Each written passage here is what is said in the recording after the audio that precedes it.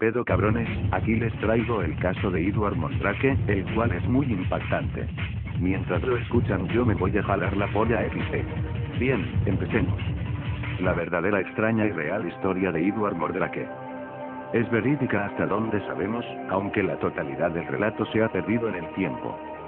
Pues su inusual caso ocurrió muy temprano en la historia médica y se hace referencia a él solo en los cuentos que la gente comenzó a pasar a sus allegados, familiares y conocidos. De hecho, la historia de su vida se ha vuelto tan confusa con el paso del tiempo que hoy en día no hay fecha exacta de nacimiento o la muerte de Edward. Para los investigadores modernos nació y murió en Inglaterra en algún punto del siglo XIX, algunos apuntan hacia la fecha de 1887.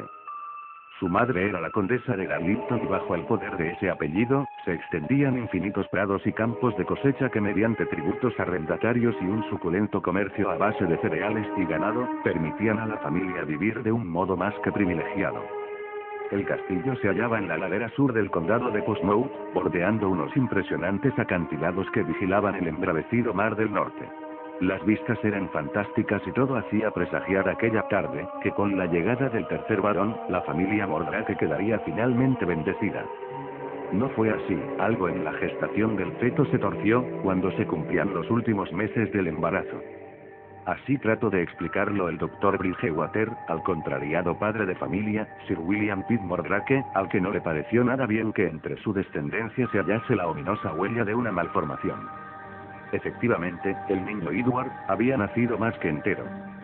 La madre dormía extenuada junto a la recién llegada criatura, pero el Dr. Bridgewater y la matrona que le asistía, encontraron cuanto menos extraña la parte posterior de la cabeza del bebé.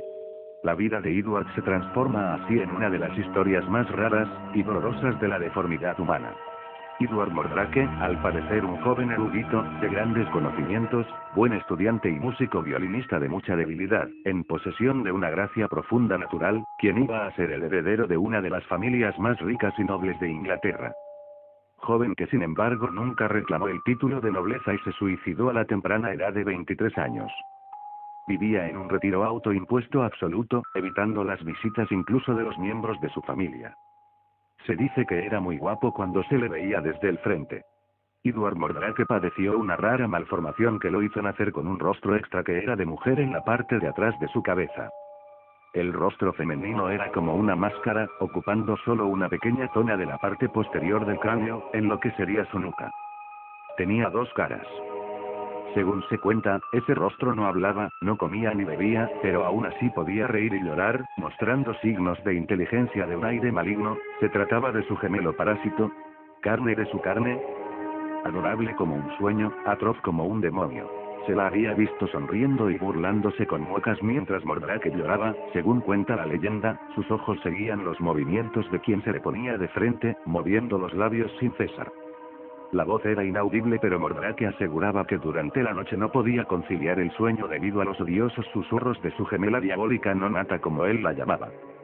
La que nunca duerme, y que me habla de tales cosas de las que solo se oyen en el infierno. Llegó incluso a pedir a los médicos que hicieran lo posible por extraerla de su vida. Los padres buscaron la manera de aliviar a su hijo de semejante carga, pero las operaciones de cirugía nada desarrolladas por aquel entonces, no aseguraban que pudiera sobrevivir tras la operación.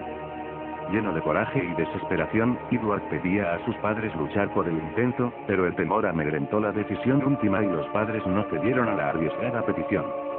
Librarse de aquel rostro terminó siendo para Edward una obsesión que lo llevaría a la muerte misma.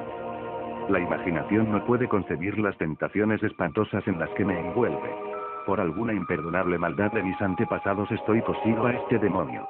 Porque estoy seguro que es un demonio. Yo ruego y suplico para que lo eliminen del mundo, aunque yo muera. Estas eran las palabras del desventurado Mondrake a Manvers y Treadwell, sus médicos. Aunque lo vigilaban constantemente, consiguió beber veneno, debido a lo cual murió. Solo dejó una carta, en la que agradecía a sus padres y a sus hermanos el cariño recibido y en la que hacía una última petición ineludible, que su cara demoníaca fuera destruida antes de su funeral, para que no continuase con sus espantosos susurros en la tumba. Algunos relatan que los médicos decidieron extirpar la cara maligna antes de enterrarlo, para cumplir el deseo del joven y darle paz y descanso eterno.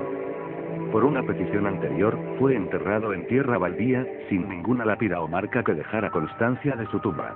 El método de su muerte también es diferente en varias historias, a veces lo hace con veneno y en otras versiones con una bala entre los ojos de su hermana demonio, lo ponen fuera de su miseria.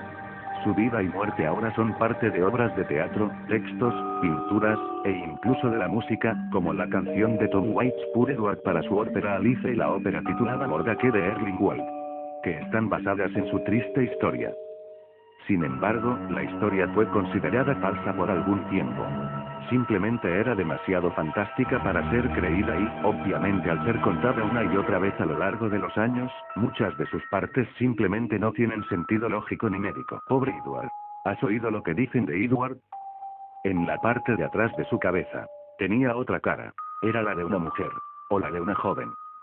Decían que quitársela lo mataría. Así que el pobre Edward estaba perdido. La cara reía y lloraba. Era su hermana gemela malvada. Por las noches ella le hablaba de cosas solo mencionadas en el infierno. Era imposible separarlos.